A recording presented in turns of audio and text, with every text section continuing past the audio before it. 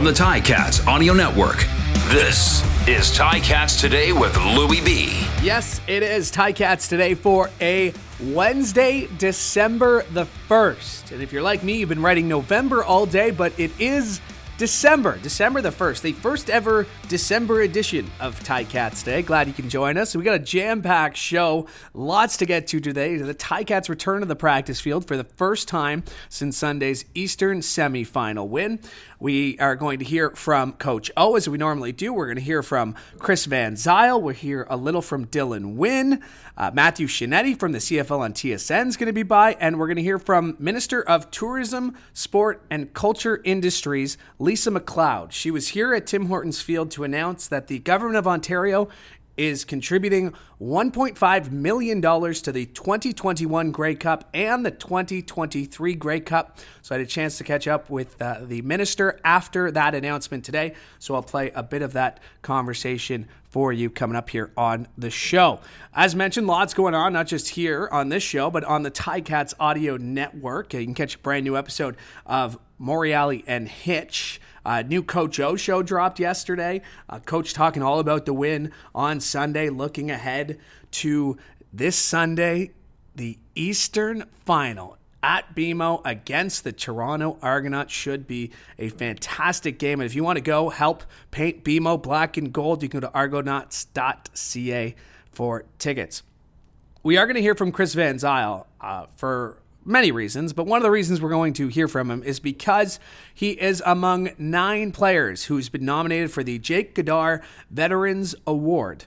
As the CFL announced that right tackle Van Zeyl is one of the league's 9 nominees for the award, which annually recognizes a Canadian CFL player who demonstrates the attributes of Canada's veterans: strength, perseverance, courage, comradeship, and contribution to Canadian communities. And there's a little description here, and I'm going to read it for you, because despite the difficulties of the canceled season, Chris Van Zeyl returned for the 14th year in the CFL as one of the league's oldest players at 38.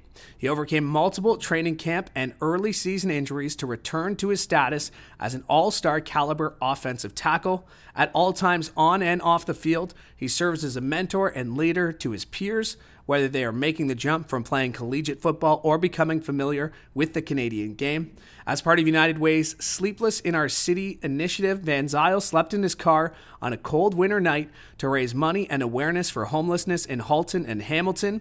He also serves as an ambassador for the Tiger Cats' 2 current largest community outreach programs, TELUS #EndBullying All-Stars and Interval House's Be More Than a Bystander. He also lends his support to several other local community organizations like Hamilton Health Sciences, the Children's Aid Society, the Catholic Children's Aid Society, and his alma mater, McMaster University. So a well-earned honor for Chris Van Zeyl to be nominated for the award. As mentioned, we're going to hear from him in just a little bit.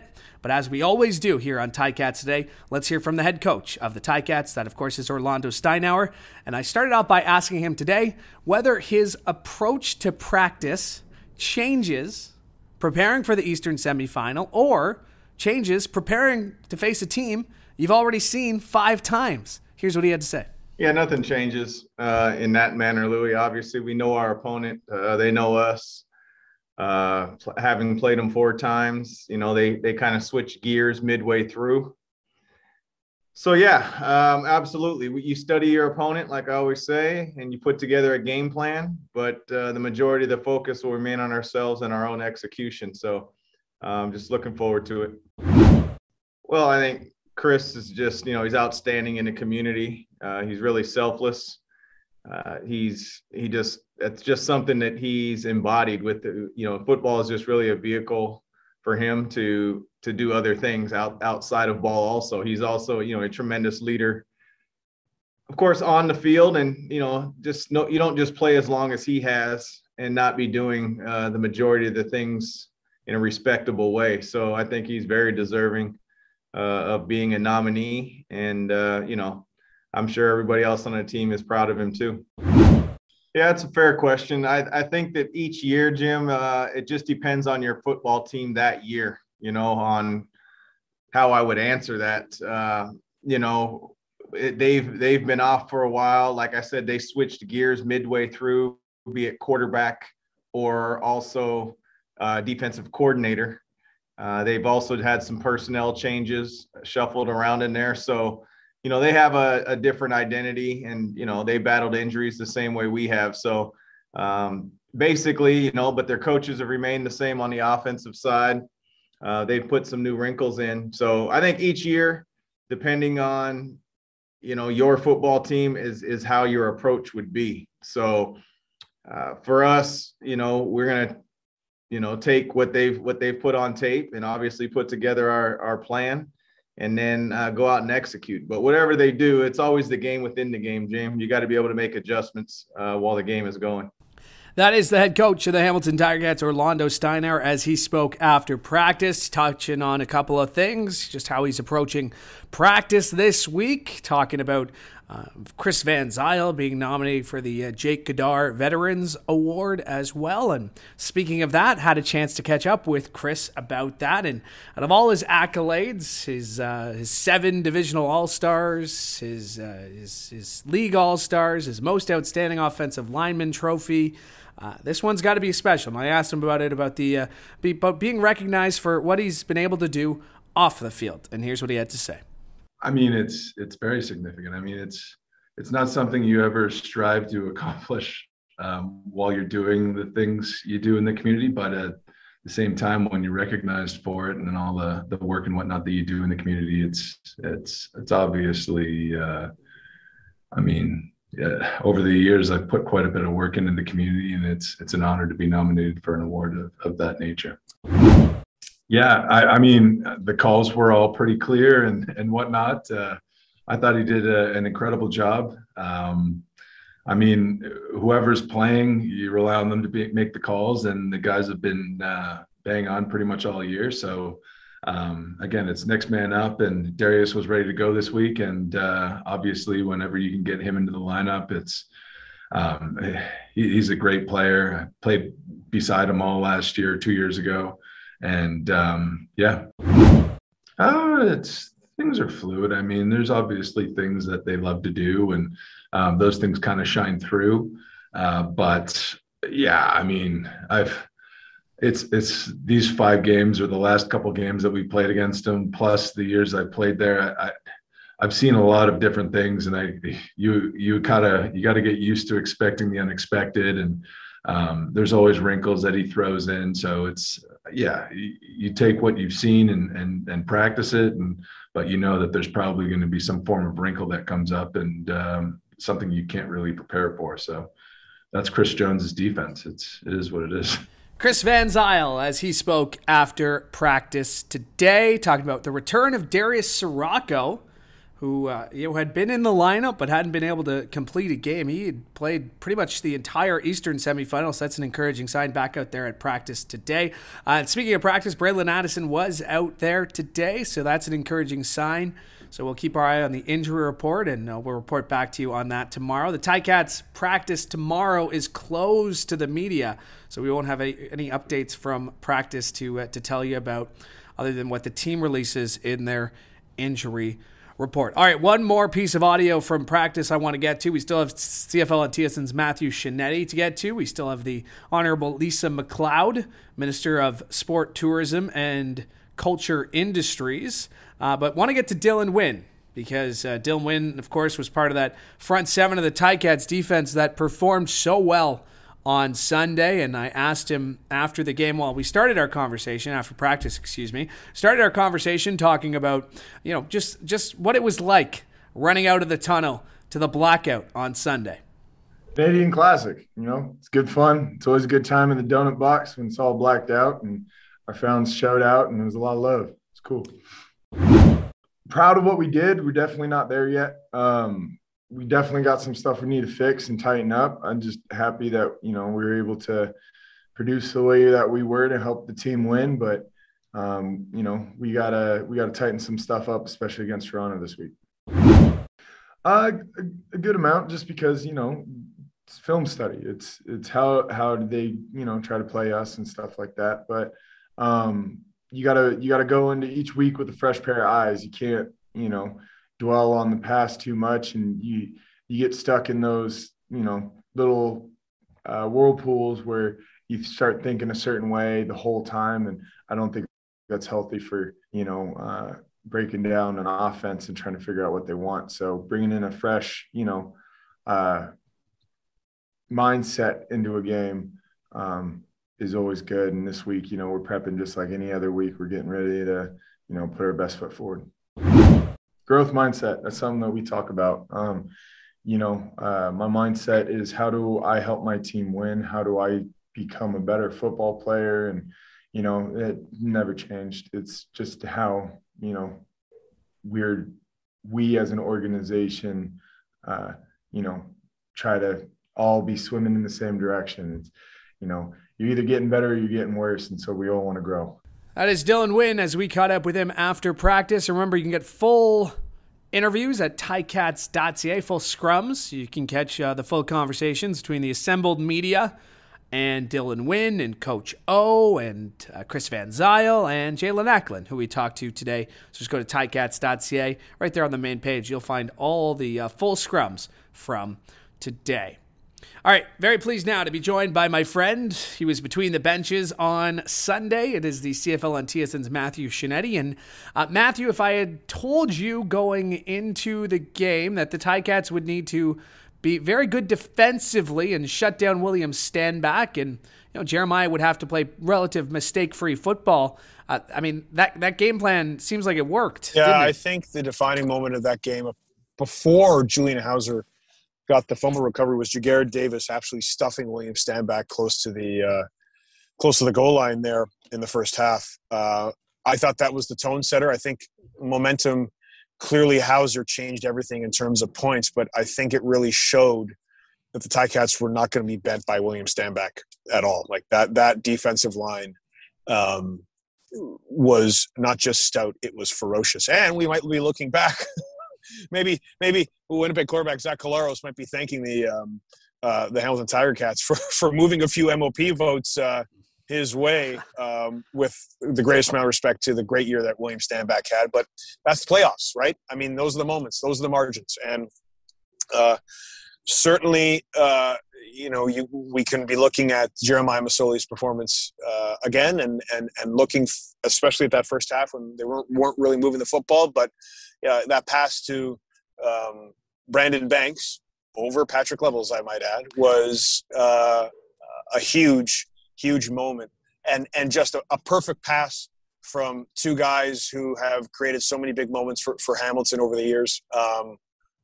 It was as close to, I won't say a perfect game because there are no perfect games, but it was as close to a classic Ticats playoff win as you're going to get. Just stout defense, ferocious defense, and opportunistic offense, and really taking the chances when they're given to them. Are you concerned by the lack of offense? Listen, I was at Argos practice today. That Argos defensive line is as good, if not bigger, just in terms of height, than the Ticats defensive line. And like any game that is a one game away from a championship bout, it's decided on the line of scrimmage. And, Don Jackson, Jeremiah Masoli, Jalen Acklin, Brandon Banks, Tim White are all going to have to be ready for the word go because, listen, you can't judge anything off practice. That's not fair. But the Argos have rest. The Argos are healthy. And the Argos are waiting for Sunday afternoon. But this is the biggest moment of Jeremiah Masoli's career. Yet again, he's back to the East Final with an opportunity like he was a couple times with the chance to go to the Grey Cup. And I don't think, knowing Jeremiah, there's going to be much more motivation he's going to need than that. To that point, a lot of these Ticats, and Dylan Wynn mentioned it today, he said 2019 was a completely different team.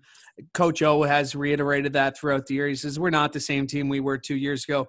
That being said, there are a lot of very same pieces from that 2019 team. How much of what happened to them in Calgary against Winnipeg is sticking with them going into Toronto or beyond? Because that's not the way they wanted their year to end, and they know what that feels like. How much of that disappointment do you think is motivating this Ticats group, regardless if they say it publicly or not? I still think the Grey Cup in 2014 is motivating these Ticats, Louie. If I'm completely honest, I can tell you it's motivating one guy who wears the number 16, and it's motivated him every single day since he had that return touch that would have been the greatest moment in Grey Cup history returned back from him for a very, very questionable flag. But that's the past, and Orlando Steinauer doesn't deal in the past. He deals in the present. And the present is the Ticats walk into BMO Field with two very significant, especially the defense, two very significant stats they're going to have to overcome. MacLeod Thompson combined over the last two wins, big wins against the Argos through nearly 640 passing yards, and the Argos outscored Hamilton 33-19 in the fourth quarter. Those are just numbers. They don't unpack the details of how and why things led up to the end result. But Hamilton, I think, after needed to beat Montreal for the sense, as we've been talking about, the sense of, okay, we had a big game. Our fans were all over us. Not all over us negatively, but wanted us to win, were giving us motivation and expectation, and we dealt with it. And we succeeded. Now you're going into BMO Field, which I'm hearing, tickets are moving well. It's an afternoon game. It's going to be snowy again. It's going to be cold. It's now December against your hated rival, against a team that, the Argos are talking and acting like the Ticats are the favorites. Like everyone wants Hamilton to win. And they're coming in not with that home team swagger, but with underdog mentality. So the Ticats can come in feeling like underdogs. The Argos can come in feeling like underdogs. And, we can play that kind of motivation game. But at the end of the day, ball security is going to be huge. But what's also going to be big is Jeremiah Masoli's experience. This is not his first playoff game. It is MacLeod Thompson's first playoff game. And that counts for something. So what is Jeremiah Masoli going to do with it? Ryan Dinwiddie, you go back to the Labor Day and he said, we have to beat the Ticats to get through the East. And he he's been saying it since they first played all those weeks ago. Do you believe him? Is he just trying to motivate his team? He's got to think he's got the better team. The one thing that you have to credit the Ticats since 2013 is they've created certainly now that Ottawa is going through its struggles, notwithstanding the Ottawa won a Grey Cup, but the most stable culture in the East. Like what Hamilton has done is, and I was saying this to you, this is their most successfully sustained period in a long, long time. Like if before that, our good friend Steve Milton with the Hamilton Spectator can go through many of the disappointments that Hamilton has dealt with in the regular season, missing out on the playoffs and so on and so forth. The expectation in Hamilton has only risen every single year. And the other places and other coaches and other people in the league have taken notice. The Ticats are excellent at home. They're excellent at home under Orlando Steinauer. They were excellent at home before Orlando Steinauer. The Ticats regularly were making the playoffs, if not hosting the East Final, if not in the East Final. That is culture. That is expectation. And that means you have a reputation. And Ryan Dinwiddie, in trying to motivate his guys, has said the big bad wolf it exists 70 kilometers to the west. And the big bad Ticats are 70 kilometers to the west, and they're the team that we have to beat. And you could see that certainly in the walk-off win that Border Speedy kicked the game-winning field goal when Dinwiddie gestured his own pantomimed field goal kick towards the Ticats bench. Just in the way it's unlike Montreal, where certainly Patrick Levels was trying to motivate his team. The Argos don't need motivation. The Argos have circled Hamilton on their calendars. Apart from the Labor Day Classic, they have owned the rivalry, and you can't understate that. So, yes, there's injuries. Yes, there's situational football. Yes, there are mistakes here or there that could change an outcome. But right now, Hamilton's going to Toronto on Sunday, and right now, the Argos are the home team. And right now, all the pressure, I would say, is the Argos putting it on themselves, because the Argos, as you say, want to beat Hamilton. What does that amount to? We're going to find out come 12:30 on Sunday. It is Wednesday. Lots can happen between now and Sunday, but what are a couple of key matchups that you're kind of circling on, your mock depth chart until we get the real one? What are a couple of different spots on the field that you think might make the difference in this game? I watched Eric Rogers very, very effortlessly connect on some deep pass plays with MacLeod Thompson Argos practice today. So Eric Rogers is going to be a problem because if he's healthy, that is still, irrespective of the injuries and the many injuries he's dealt with over the last couple of years, that's still on his best day, maybe the receiver with the best catch radius in the CFL. Just what he can do to high point the ball, what he can do in stride. So that Ticats secondary, if Eric Rogers is healthy and is, because the Argos have struggled to connect on big pass plays, partly because they haven't had Eric Rogers. If Eric Rogers is healthy, that's an issue. The defensive line, I mean, what the Ticats did, their front seven was awesome. I mean, it's like to see how they disrupted Trevor Harris, irrespective of how many passing yards Trevor Harris threw. You have to tip your hat to Mark Washington. But that defensive line, I watched, Shane Ray, Sean Oakman, Cordero Law today, looking pretty locked in. Again, only judging on practice. But even though those two defensive lines aren't going to face each other, they could be the thing that sets the tone for and disrupts the tone for both offenses. And finally, I'm looking at two guys who call themselves best friends. That's Jeremiah Masoli and MacLeod Thompson. These guys have a long, long history. I mean, only in Canadian football could we find two Northern California kids who knew of each other since high school, kept tabs on each other throughout university, went to San Francisco 49ers training camp and became really good friends, have done a lot of philanthropic work together, and who, apart from maybe this week, would constantly be texting each other, messaging each other, going through each other's game film. There is an immense amount of respect between the two of them, and a friend is going to have to beat a friend to get to a Grey Cup. That is, you can't think of a better storyline than that. And even though, much like the defensive lines, they're not going toe-to-toe, these two guys are going to have to navigate what is going to be a high-stress atmosphere. You've got to talk about the field. It's December. There's going to be weather. There's going to be noise inside BMO Field. I mean, this is one game away, and apart from the 2014 East Final, which was great between the Ticats and the Alouettes, one of my favorite games to work was the 2013 East Final between Hamilton and Toronto, because that game was back and forth the whole way, and it was so much energy inside the Rogers Center, and I imagine, with the ample support that the Ticats are going to have from their fans and the Argos fans who, whatever you want to say about their numbers, they're pretty loud in that stadium, and they try to get as loud as they can. I'm expecting an absolute barn burner come noon on Sunday. Should be a great one. Thanks for setting it up for us, Matthew. Appreciate it. Talk to you, buddy. My thanks to Matthew Scianitti for joining me today. And before we go, do want to get to this one last little interview. Had a chance to catch up with Lisa MacLeod. She is the Minister of Tourism, Sport and Culture Industries for the Government of Ontario. She was at Tim Hortons Field today to announce that the Government of Ontario is contributing $1.5 million to both the 2021 Grey Cup and the 2023 Grey Cup. So it was an exciting announcement down here at the Hall of Fame level of Tim Hortons Field. And was lucky enough to get a chance to go one-on-one with Minister MacLeod. And I started off our conversation by just, talking about the excitement in the building. Yeah, today. I'm really happy. Throughout this entire pandemic, we have been one team in Ontario, all of our professional sport organizations working together to get us to a return to play. And I feel like there's a great reward here with having Hamilton host the Grey Cup both in 2021 and 2023. And I felt it was really necessary that the Ontario government come forward and invest $1.5 million in this games and $1.5 million in the Grey Cup week in 2023 for a total of $3 million. I feel like it's going to be very important for the social and economic recovery of the province.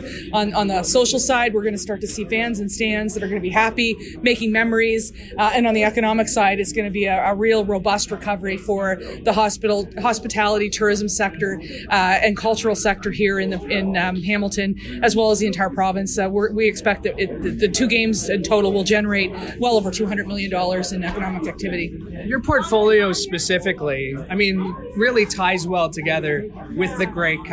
because everything you kind of encompass in your role, the Grey Cup does as well. It just seems fitting. It just seems so nice to be able to invest into these games because it really does allow us in the ministry to have that collective sigh of relief, because it is heritage. It's 108th and the 110th Grey Cup. That is our history as a country. It is sport. You're going to see some of the finest football players in North America take the field and play a game that they love. It is culture. You're going to see amazing musicians play throughout the Grey Cup week, including a halftime show that are right here from Ontario. And of course, it is tourism. It is going to bring people from around the country and potentially from other parts of the globe if they're able to safely travel here. And so it really will start to fill up the restaurants and hotels that have been at 3% capacity if they've been open in the last 18 months. So it's really heritage sport, tourism, and culture is what the Grey Cup is, and it is going to be a great revival for these sectors. And to that point, this will be one of the largest events to be held since the pandemic. A lot of work has gone on at the provincial level to get to this point. Was there ever a point where you thought maybe it wouldn't happen? Yeah, I think toward the end of September, early October, as we were looking at what the public health climate was looking like, but so many people were double vaccinated, it was really increasing our opportunities and our chances, and so we maintain close contact with the Hamilton Ticats, MLSC, the Ottawa Sports Entertainment Group, and the Ottawa Senators, among others, in order to make sure that no matter what professional sport organization we had in the province and what sport it was, that we were all equally working together to make sure that there was a return. And when we made that announcement at the very beginning of October, it allowed us to say to the CFL, Ontario is ready and prepared, not only to host a game, but to have full capacity of fans and stands, and we're going to back it up by a significant investment. And I know you're an Ottawa girl, but is there any chance we see you in black and gold in a couple of weeks? I'm going to tell you, I will be here for the Grey Cup, and I will be donning Ontario's colors, and I'm going to be very, very proud as the sport minister to see this game not only being played, but to actually have one of our own teams after this pandemic be on that field and host that cup. That is Lisa MacLeod. She is the Minister of Sport, Tourism and Culture Industries for the Government of Ontario. My thanks to her for giving me some time today. My thanks to Matthew Scianitti, and my thanks to you as well. I appreciate it, as always. Even in the playoffs, could not do this show without your support. Make sure to like and subscribe so you never miss an episode. We're back tomorrow, same time, same place, right here on the Ticats Audio Network. I'm Louie B, hoping you have a great day.